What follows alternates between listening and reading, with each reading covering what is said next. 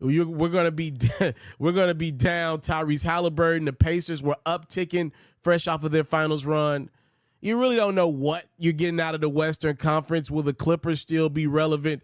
What do the Lakers look like year 2 of the Luka Doncic experiment? The Houston Rockets have had a loud offseason. The Dallas Mavericks have had a loud 4 or 5 months. And neither one of those teams that I've mentioned out west are anywhere close to the reigning now NBA champion Oklahoma City Thunder that just locked up their dude of the future. So a lot to get into. I want to talk NBA free agency day one. The first and the biggest story to come out of NBA free agency has to be in Milwaukee. The Milwaukee Bucks are getting out of the Damian Lillard business after just 2 seasons. Remember, Dame had some reservations about going to Milwaukee and a trade in the beginning. The Bucks moved off of Drew Holiday, who had previously won them a championship. Lillard tore his Achilles in the playoffs. He's going to likely miss all of next season. Milwaukee's looking around like, how do we get better for Giannis next year? They're going to lose Brook Lopez. So the Bucks say, hey, we're going to waive and stretch Lillard's $113 million contract. They can do that over 4 years. You got about 15% of your salary that you can essentially waive and stretch. The Bucks are going to use pretty much all of that. And what that means is for the next 4 years, the Bucks are down $22.5 million of salary cap. They do get a little bit of that money back, and what Milwaukee did with it is they went out and got one of their rivals, the team that's beat them in the last couple postseasons. They're going and getting former now Indiana Pacers center Miles Turner. 4 years, $107 million is the deal. It's a player option on year 4 of the deal. So the Bucks do give Giannis some help, a stretch big that can also guard the paint. But at what cost? The cost is $113 million. Dame will now rehab in Portland, surrounded by his family, and try to make a return. Miami's going to be out there. The cost is going to be low for Dame because he's still going to be getting all his money from Milwaukee. Essentially, he'll get to choose what team makes the most sense for him to ride off in the sunset for the remainder of his career. What player will he be coming off of a torn Achilles? It's questions that we'll just have to wait and see. I'm not as low as most are on the Milwaukee Bucks for getting out of the Damian Lillard business. I do have some questions about who they left the Dame business for. You're going to now cost yourself $23 million for the next 4 years in salary cap space to pay Dame, who won't be on your roster. He may be tormenting you in a year on another team. You use that money. You got to go get a home run guard, in my estimations, with that money. Because you already paid Bobby Portis. You use it on Miles Turner, who's already 29 years of age and's got a lot of minutes and miles on that body, no pun intended. That part of it doesn't make sense to me. The Milwaukee Bucks are having a hard time letting go of their first real baddie. It's time for the Bucks to get out of the business of Giannis Antetokounmpo. He's in championship window mode. The Bucks need to be in rebuild mode. They got a ring out of the Giannis era, but what has happened is Giannis is so great night in, night out. If you got him on the court, you do have a chance every single night in any game. But it's time to move on and start this thing over fresh. You see, the Bucks got this baddie who's high maintenance, good to you, but you know not good for you at this point in your life. Y'all had a great time. Y'all traveled the world. Y'all had some wins. But now it's time to move on and start your life fresh, but it's your first real baddie and you don't know how to let go. It would have been a great time for the Bucks to trade Giannis instead of taking this cap hit of Dame and investing in Miles Turner at age 29. You're still putting him around Kyle Kuzma, Kevin Porter, and Gary Trent. All fine individual talents, but nobody's picking the Bucks to win a round in the playoffs next season. They'll probably be a 5 seed at best.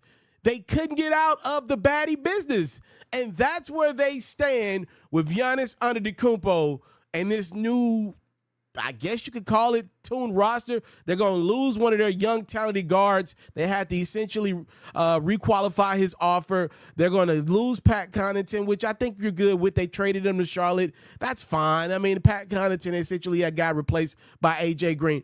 But there's still not a lot of meat on this bone. I like Bobby Portis a lot. I covered him while I was in college at Tennessee. He was playing at Arkansas. But it doesn't move the needle right now. It doesn't make a lot of sense to be in the Bobby Portis business when Giannis needs some scorers. That's it. This is a bad start to the offseason in my estimations for Milwaukee. Not because they moved off of Dame, but it's because they couldn't trade Dame coming off of the Achilles injury. We've already talked about the team that I think got it wrong this offseason. What about the teams that's getting it right so far? The Atlanta Hawks have covered so much ground in just a week's time. The Hawks went out and grabbed Kristaps Porzingis with one of their 2 trade exceptions that they had. Essentially, you got him from Boston for free because the Celtics needed a cap shed. You get Porzingis in a contract year. Historically speaking, Kristaps has played really well when money's been on the line. Porzingis had a lot of weird illnesses last year. He's going to have to play ball this year, and the Hawks wasn't done. Trae Young has been recruiting a team that actually suits him. The Hawks went out and signed Nickeil Alexander-Walker for what I think is a reasonable deal. 4 years, $62 million for a dude that can defend at a high level, so Trae ain't got to try to do it. Then the Hawks went out and got some shooting around Young. They get Luke Kennard, 1 year, $11 million, one of the best shooters in the league. You don't have any long-term commitment to him. Atlanta, y'all, is here. ATL was popping. The Hawks have finally put a team around Trae Young that makes sense. I've talked to so many Hawks fans over the years that complain about Ice Trae. They complain about Ice Trae. But you want to know what's been the one consistent over the last 6, 7, 8 years in Atlanta? It's been Ice Trae. It's been Ice Trae. And I don't feel like the Hawks have ever put a team that makes sense around Ice Trae in Atlanta. Jalen Johnson coming back from an injury that cost him the second half of his season. I've had conversations with Kyle Korver and then GM Landry. They believe Jalen is going to be an all-star in this league for years to come. I think the Hawks did a great job and turned themselves into a team that play-in bound pretty much the last 4 or 5 years since the play-in's been around. Now I feel like they should be a 4 or 5 seed out east easily. The Denver Nuggets have said, Jokic, we hear you, and we're making some moves. The Nuggets traded Michael Porter Jr., and they had to give up an unprotected 2032 first-round pick to sweeten it for Brooklyn as the Nets give up on Cameron Johnson. We already know Cam's one of the better shooters in the league. He can put the ball on the ground when needed, but I think more important, you got a guy who knows his role, and we probably ain't seen nowhere near the best version of Cam because he ain't played with nowhere near as great as Nikola Jokic. All right, it's going to be different when Cam's getting open looks every time down. Cam's contract is only $21 million and then $23 million in the following years. It's reasonable. He knows his role. He's not going to shoot as much as MPJ does. He doesn't think he's the star of the team. What a great deal for Denver. And they weren't done. How about the Nuggets going and circling the block to get Bruce Brown back, who obviously helped the Nuggets win the title in 2023. Bruce was able to go out and see was the grass green on the other side. Well, the money was he got his bag, went to Indiana, went to Toronto, barely played. Now he's back in Denver where the Nuggets already know what they're getting in him, and they got him for the veterans minimum. Nuggets also went out and acquired Jonas Valanciunas for the cheap. They also went in and got some much-needed shooting. Tim Hardaway Jr. is in the fold as well. Denver, for the first time in a long time, have some direction on the perimeter, and they got some scoring. They got some big help. They went and bought in J.J. Barea. I heard he's one of Jokic's boys as a coach. The Nuggets are in business again. I think they're well on their way to being right there underneath OKC. They're not young enough to go chase down 64, 66 wins, but can they be 58, 59 wins and be a 2 seed out west? 1,000%.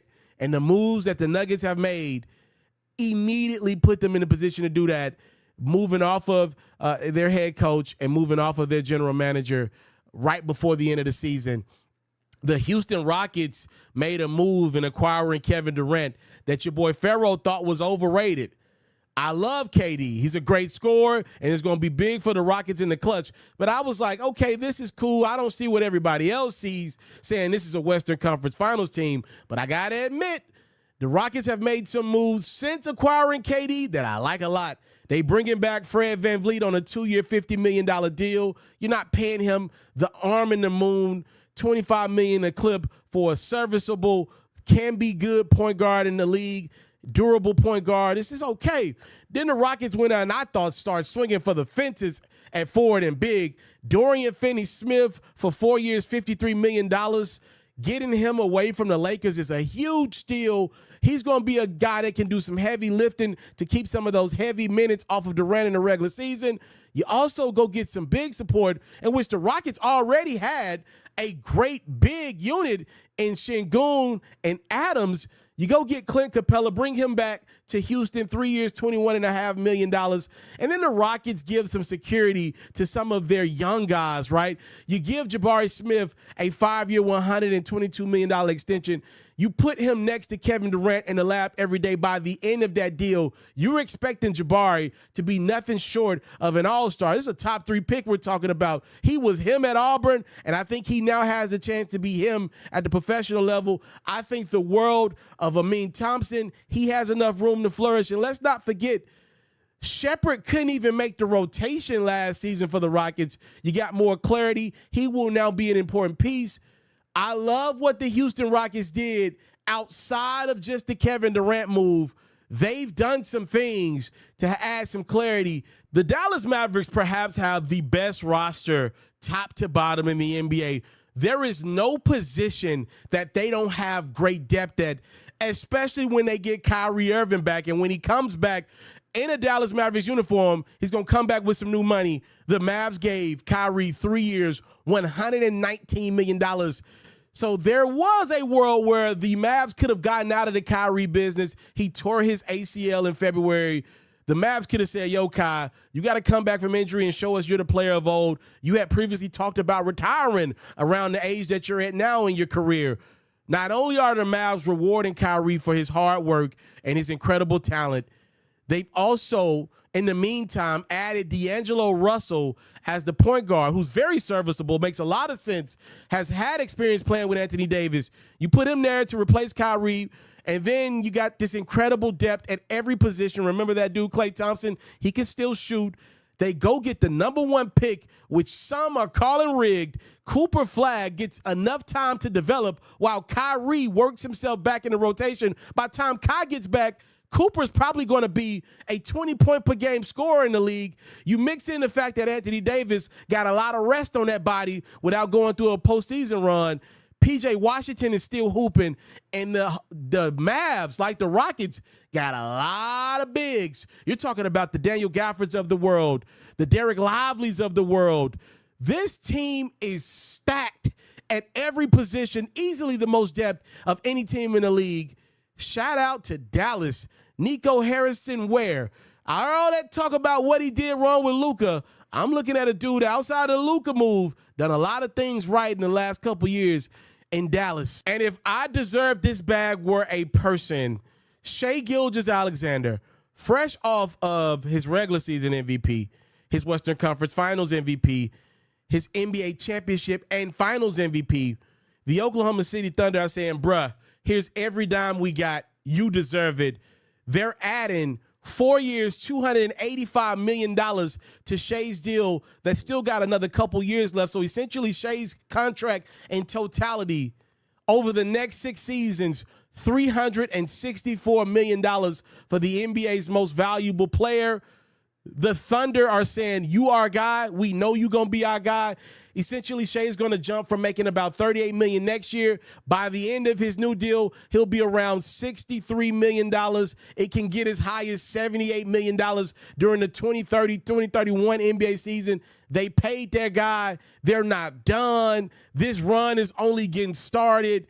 The Oklahoma City Thunder, I'm sure in the next few weeks, months, are going to give Jalen Williams a new deal. He has clearly earned it as clearly being the second fiddle in OKC. They already got Isaiah Hardenstein locked up. They got enough money to lock in Chet Holmgren in the next year.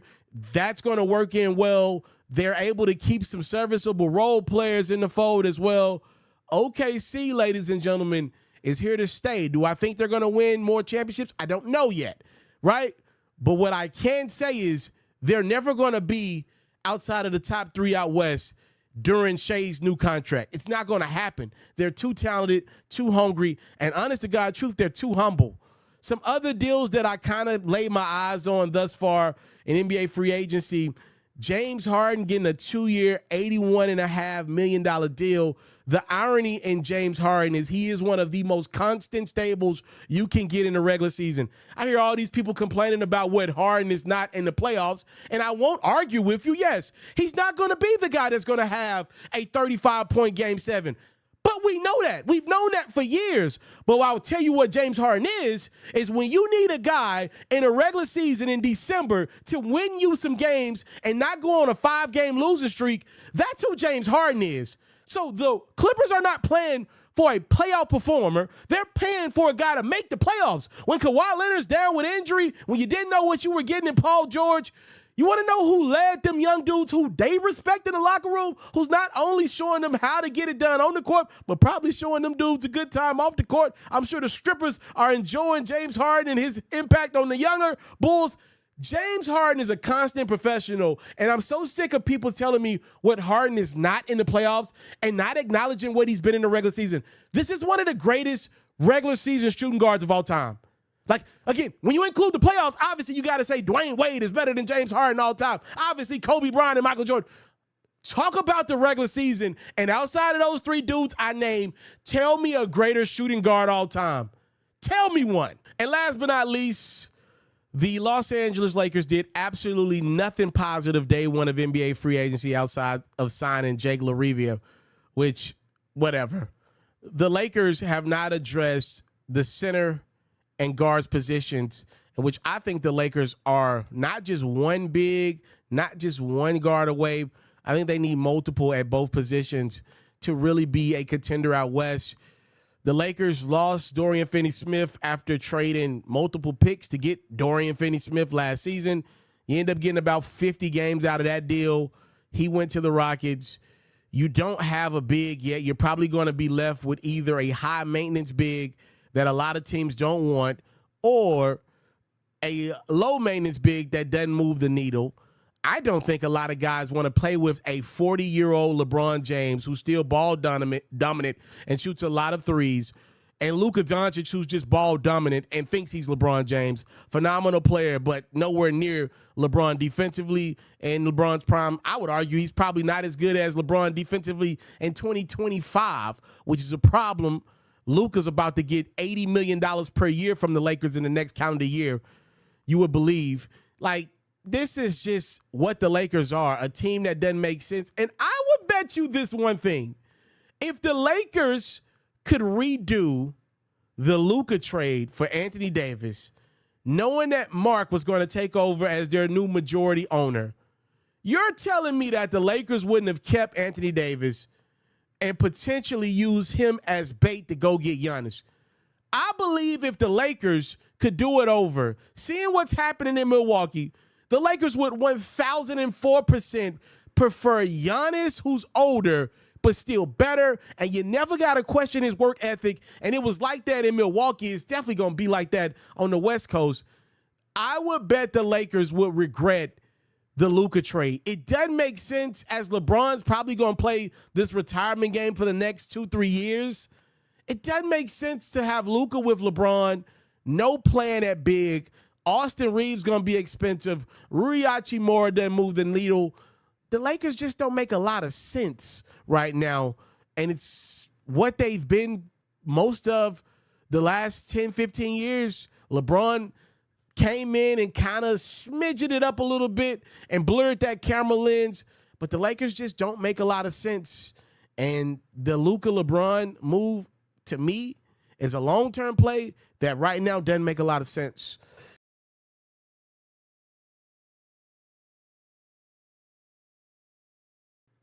I want to say this in closing real quick. I want to say this. It's important that I do this. Shout out to Sherlock Holmes in the comment section. This is a live video, right? So this is something that I'm testing out. And I want to this is not no B Simone video. I'm not gonna get on here and cry and tell y'all this and that. I'm a hustler, y'all. I'm Taliaferro. I've always been a hustler. And I want to address just my platform, right? I feel like I was listening to Kevin Durant talk about Oklahoma City Thunder earlier in the day. He was doing LeBron James's Mind the Game podcast. And I was listening to Kevin say, he felt like the Thunder had too much success early on, and it hurt them when it was time to win championships, right? And I started thinking about myself. I am not Kevin Durant. I'm not Russell Westbrook. I'm not James Harden. I'm not the Oklahoma City Thunder. But I want you to kind of understand the comparison, if you don't mind. What I am is a guy that had a lot of success early on in my 20s. I worked incredibly hard. I had some great friends around me that helped me work incredibly hard. And I did have a lot of success early. I'm still a young dude, y'all. I'm still young as hell. I just got going so early. You can look at me as OG status in the content creation game. I've had a lot of success, y'all. I also have made some pitfalls and some hurdles, and I've done something that I wish I could get back. Most importantly, I can't get the time back. I have a great platform that does well on Facebook. I'm starting to bubble on TikTok now. That's cool, but my bread and butter and my baby, my beginning started with YouTube, and it bothers me to see my numbers not where they once were. It bothers me. I'm a competitor, y'all. I compete at the highest levels and with everything I do, and over the last couple of years, my YouTube hadn't competed. In the midst of that, y'all got to understand, and it's not an excuse. It just is what it is. I'm competing with companies now. I worked at ESPN. I can tell y'all straight up and down. When I left ESPN, there was a small social department, right? They have a whole area for YouTube now, a whole area for Facebook, TikTok. In 6, 7, 8 years, the world has changed so much. Content has become supreme and key, whatever term you want to use. And in the midst of that, my stubbornness got in the way. I should have been live streaming. I should have been making this platform for you guys more and more instead of just being arrogant in my own way, delivering news. And now you look up and you've made some pitfalls, and people are going where there are bigger communities, bigger, more engaging communities. I got the following. We know I can run up numbers. I got to work on the community now. I got to go back, cross some T's and dot some I's that I missed in the midst of growing this. And I'm sorry for anybody I let down. At least on YouTube. My numbers on Facebook are really, really great. But I want my YouTube back to what it was. I want that engagement. I want that interaction. I want that money. All right. So again, the world has changed so much. Live chats are the key. You are nothing without your community. And the arrogance, I had some friends that were telling me, trying to steer me. Shout out to Darius and Corey. Two of my closest friends were telling me for the longest certain things that I just was reluctant and hesitant. And look, this is a life lesson I want y'all to know. I'm going to post this video separately. I want you to understand this part of it, right? Those life lessons and those mistakes are going to take me out of the full-time content creation business. Again, this is not a Beast Mode video, but this is the reality. This is real. I'm going to have to get, I could go ahead and say this. I'm getting corporate positions now. Now, thank God I got a degree, right? I'm able to fall back on a degree and go into corporate, and now content will have to be a side hustle for now until I can work them numbers the way I want them to, and when platforms back up the way I need them to. I want my YouTube right. My journey as a content creator, to me, will be contingent off the YouTube being right.